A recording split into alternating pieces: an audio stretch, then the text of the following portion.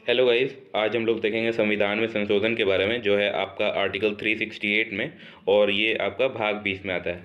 संविधान में संशोधन 3 प्रकार से होता है। साधारण विधि द्वारा, दूसरा विशेष बहुमत द्वारा संशोधन, और तीसरा संसद के विशेष बहुमत, जिसमें विधानसभा और विधानमंडल को भी इंक्लूड करा जाता है। तो हम लोग देखेंगे पहले साधारण विधि द्वारा। तो साधारण विधि द्वारा संशोधन इस प्रकार होता है कि जो भी वहाँ के प्रेजेंट सदस्य हों, उनके नॉर्मल बहुमत से अगर कोई भी संशोधन पारित हो जाए और उसके बाद राष्ट्रपति के द्वारा साइन कर लिया जाए, तो वो संशोधन बन जाता है। तो इसे देखते हैं कौन कौन से संशोधन होते हैं। नए राज्यों का निर्माण, राज्य क्षेत्र की सीमा और नाम में परिवर्तन, संविधान को नागरिकता संबंधी अनुसूचित क्षेत्रों और जनजातियों की प्रशासन संबंधी तथा केंद्र द्वारा प्रशासित क्षेत्रों की प्रशासन संबंधी व्यवस्थाएं। दूसरा आता है आपका विशेष बहुमत के द्वारा संशोधन, जिसमें यदि संसद के प्रत्येक सदन द्वारा कुल बहुमत या फिर कुल भाग लेने वाले लोगों के 2/3 मतों से अगर विधेयक पारित हो जाए और उसके बाद राष्ट्रपति साइन कर दे, तो वो संशोधन हो जाता है। मैक्सिमम जो भी संविधान संशोधन होते हैं वो इसी के रूप में होते हैं, पर इनमें से कुछ अप्रूव भी हैं जो कि नहीं होते।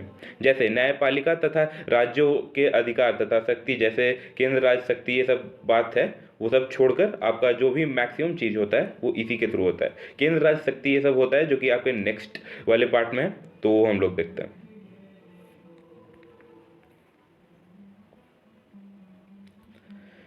तीसरा है संसद के विशेष बहुमत और राज्य विधानमंडल की स्वीकृति।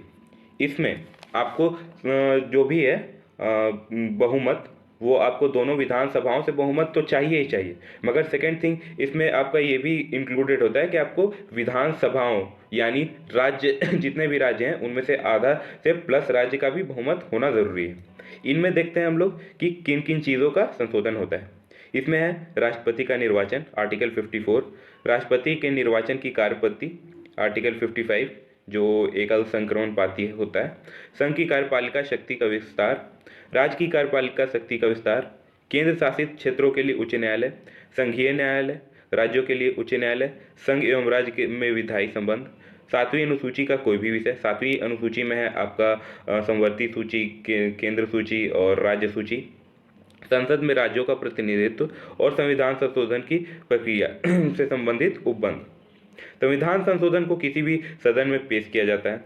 इसी के साथ यार आपका सबसे इम्पोर्टेंट टॉपिक संविधान संशोधन खत्म होता है। अगर आपको वीडियो पसंद आया हो तो आप लाइक कर सकते हैं, सब्सक्राइब कर सकते हैं। Thank you.